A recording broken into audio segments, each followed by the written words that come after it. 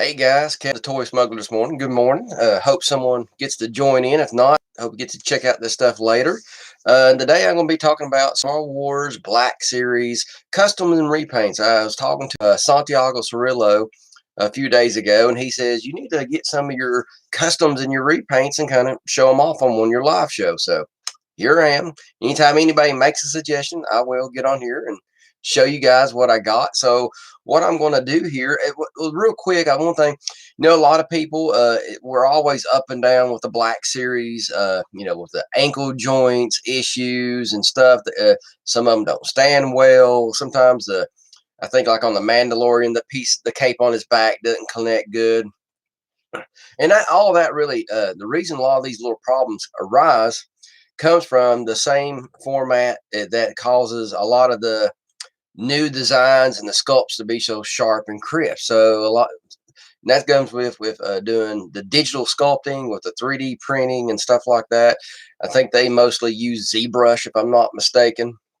And as amazing as ZBrush is and stuff like that, and it really allows you to get in there and do those thin layers of minute, like pattern textures.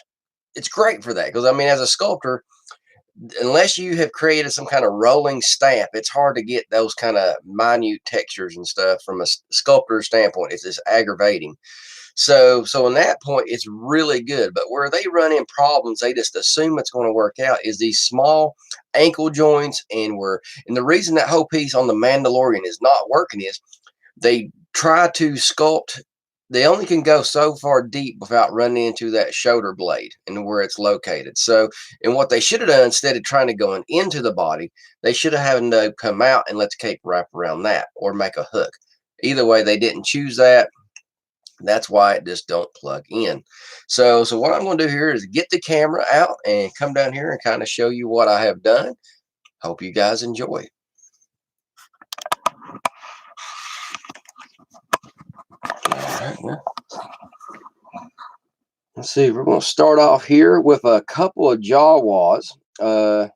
Looking up here, the one on the, I guess it would be your left. Looks like everything's inverted here. Is going to, let's see, let me see if I can point here and make it even better. This one right here this is exactly how it come right out of the package. The same with the Tusken Raider in the back over here. You can see normal paint jobs. They all look great. But what I have done, I've come over here and went in and done a oil paint wash on this Jawa. And you can tell it really helps bring out all those microfiber details that this one is not showing. It really brings out the pouches and stuff. And so sorry, but Jawas was a bit nasty. It really, and a lot of people want to use the acrylic washes, the real watery kind. And I'm here to tell you, excuse me, my voice, still having issues with my voice. The problem that I have is it just doesn't work. It's very uncontrollable, but oil paint, doing this kind of washes is much better with oil paint. This to kind of tell you, this is what most model makers, the guys that's in the movie business, they use oil paints. And one of the top guys that everybody who watches my channel should know is Adam Savage from Mythbusters. He is a testament. This is how they did it at Industrial Lights and Magic. That's how he does it. It's just the preferred professional way to do washes and to create the really dirty something up is go for the oil paints.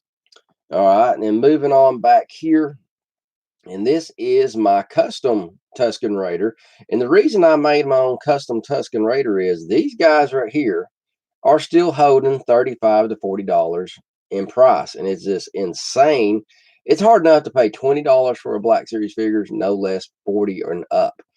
Ridiculous. I'm just not going to do it. So what I did, if you go to Bargain Hunt, McKay's, and sometimes at your local flea markets and stuff, you will find Flynn's and other oddball figures that come from that the new movies and stuff, anywhere between $3 and $5. So you take those figures, boom, you done got the figure at the roughly the right size. All the articulation is there, and boom. And I just took old grease rags from work And those eyeballs right there, them were actually lollipop sticks, and the little spikes are paper clips and stuff. And I think that is a coat hanger wire rod that I made the gaffy stick out of, and just some old nasty rags.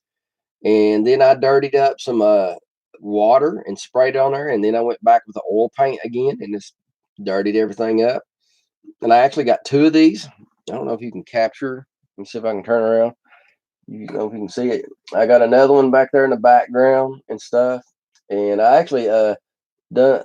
There's my Dubach. I'm not going to show. I might show him later on, but I dirtied him up and stuff and everything. But like I said, love. I got two of these guys, and I'm thinking about making. I got some old, dirty red, almost like a crimson red rags, and I'm thinking about making crimson Royal Tuscan Raiders. I don't know. Sounds crazy, but I think it could turn out pretty cool, and maybe put some armor plates on them and stuff.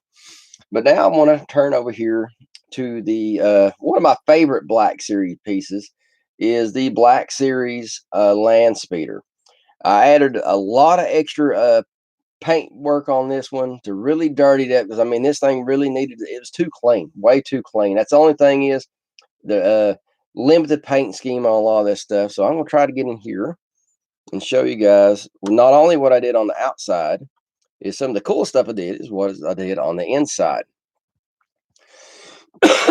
Once again, I apologize for my voice, but as you can see here, I used a lot of black and brown terracotta, raw sienna, burnt sienna, and black mixture, just kind of halfway mixed, and really dirtied up that engine, dirtied up the top of the hood and stuff to really make it believable. And then I even went in, see if I can get the camera in there, and painted those little transistor knobs and stuff, and just really dirtied it up a lot. And close this here. I mean, I even got in there like the little step pads. Let me see. There we go. Got all that good and dirty. Doing a nice little rotation here. And I'm also going to show you here in a few minutes my Threepio. This was the one with the red arm. Let's see if I got enough fingernail here to get this open. There we go. And I even went here, dirtied that up. Anywhere I thought the grime needed to be. And I'm going to see if I can't look over Luke's shoulder here. One of the hardest parts is on the San Diego Con version of this. They had that instrument panel right there. It was actually painted, and I actually had to take a toothpick, dip it in paint, and get in there and do that. It's kind of hard to focus in there, but I even painted mine, made it look tons better. And we'll rotate over here, see if I can get this other one open. There we go. Not as bad as what I thought it'd be. All these little extra details on painting just really brought this nice sculptured toy, really brought it to life. And I was really happy with how it's turned out. And luckily, like I said, this 6 months before I got this, or even heard about it, I was actually wanting to make one. And I'm so glad they come out with it, because this would be a tough scratch build model, obviously. So I'm going to try to get Threepio out here, kind of show you what I did here with him. All right. And all this is, let me back the camera up just a hair, is this is your regular red arm Threepio. And what I did, I took a black magic marker and dulled that red down and made it look like he had another arm replacement. But I just went with a flat black, highlight it with some chrome details to really make, he's actually, this Threepio is sculpted nicely. I don't see why they should ever really need to resculpt this one ever again. This was a very boring paint job. So what I did is took the same mixture, black and the burnt sienna, and just put it on him, wipe some of it off, and then it would stain it a little bit, and I wiped off anywhere I wanted that extra little shine. But I left, and I even dabbed some in there. I'm trying to see if I can't get right in here, kind of show you where I added a little extra. Anywhere where I want it to be crusty, I just dabbed some on there and left it on there. And a lot of reason why a lot of people choose not to use the oil paint method is because you need to let it set a few days. And a lot of people are just too impatient. They want to go in there with that wet acrylic wash, slap a hair dryer on it, and be done in 15 minutes. And I'm here to tell you, it is so much worth the wait in gold if you just let it go with the oil paint. You get a much professional finish. And so I even highlighted his little bars back here, just like they were in the movie. And what I did with is, since he had this one messed up arm, this one leg over here, I actually did it with a silver paint, a silver marker that is. Then I came back and give it a heavy black wash to kind of give a little bit of unity there, showing that he's got some mixed parts off each side of the body and stuff.